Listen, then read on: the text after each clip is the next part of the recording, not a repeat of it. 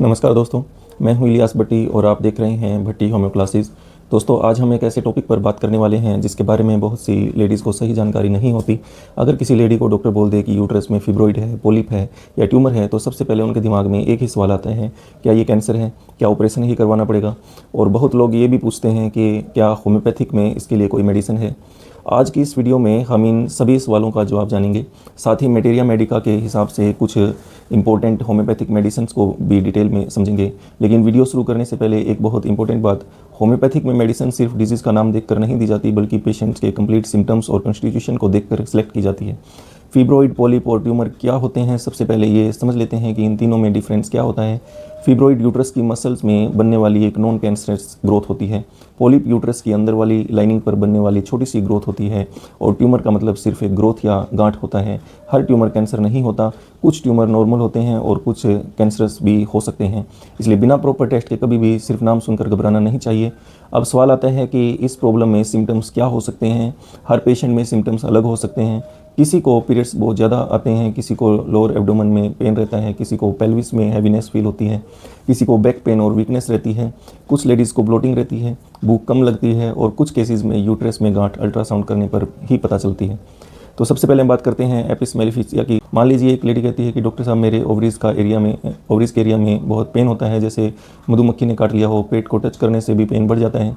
अगर pen stinging type का हो, टच बिल्कुल बर्दाश्त ना हो और ओवरीज़ या यूट्रस के एरिया में टेंडरनेस हो, तो मटेरिया मेडिका में एपिस का जिक्र मिलता है। एपिस के पेशेंट को जनरली गर्मी पसंद नहीं होती और ठंडी चीज़ों से राहत मिल सकती है। अब बात करते हैं सेकंड मेडिसिन ऑरम्योर की। अब ऑरम्योर, मान लीजिए ये पेशेंट कहती है कि मुझे हमेशा लगता है कि यूट्रस नीचे की तरफ खींच रहा है, नीचे प्रेशर रहता है, कमर में भी पेन रहता है। अगर यूट्रस इनलार्ज्ड हो, पुरानी इन्फ्लामेशन हो या सर्विक्स हार्ड फील हो, तो मटेरिया मेडिका में ऑरम्योर नेट का इंपॉर्टेंट प्लेस है। थर्ड मेडिसिन है बिफोराना 200। अब अगर यूट्रस में पॉलिप या ट्यूमर के साथ बार बार ब्लीडिंग हो या प्रॉब्लम रिपीट होती रहे, तो मटेरिया मेडिका में बिफोराना का भी मेंशन मिलता है। लेकिन ऐसे पेशेंट को रेगुलर गायनेकोलॉजिस्ट की एडवाइस और इन्वेस्टिगेशन भी ज़रूरी करनी चाहिए। नेक्स्ट है क्रोटलस हॉडियस 200।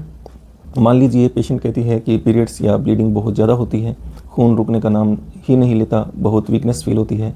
अगर एक्सेसिव ब्लीडिंग की टेंडेंसी हो तो मटेरिया मेडिका में क्रोटलस हॉडियस का भी डिस्क्रिप्शन मिलता है। लेकिन अगर ब्लीडिंग बहुत ज़्यादा हो रही हो या इमरजेंसी भी हो सकती है, इसलिए तुरंत हॉस्पिटल या गायनेकोलॉजिस्ट से कॉन्टैक्ट करना चाहिए। नेक्स्ट है फ्रेक्सिनस अमेरिकाना क्यू।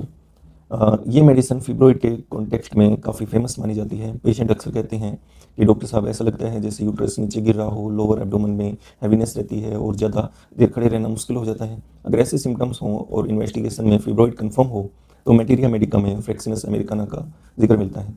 नेक्स्ट है फॉस्फोरस 200। अगर पेशेंट को बार बार हल्की ब्लीडिंग होती रहे और वीकनेस भी जल्दी आ जाए, तो मटेरिया मेडिका में फॉस्फोरस 200 को याद किया जाता है।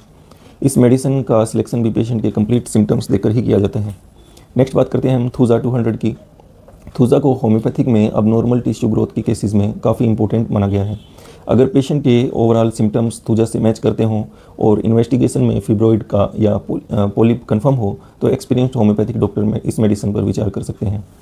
दोस्तों, अगर किसी लेडी को हैवी ब्लीडिंग हो, पीरियड्स बहुत इरेगुलर हो, पेट में गांठ फील हो या प्रेगनेंसी में प्रॉब्लम आ रही हो, तो सिर्फ मेडिसिन लेने की जगह सबसे पहले अल्ट्रासाउंड और गायनेकोलॉजिस्ट की एडवाइस लेना बहुत ज़रूरी है। याद रखिए, होम्योपैथिक में मेडिसिन डिजीज़ का नाम देखकर नहीं, पेशेंट के कंप्लीट सिम्टम्स देखकर दी जाती है।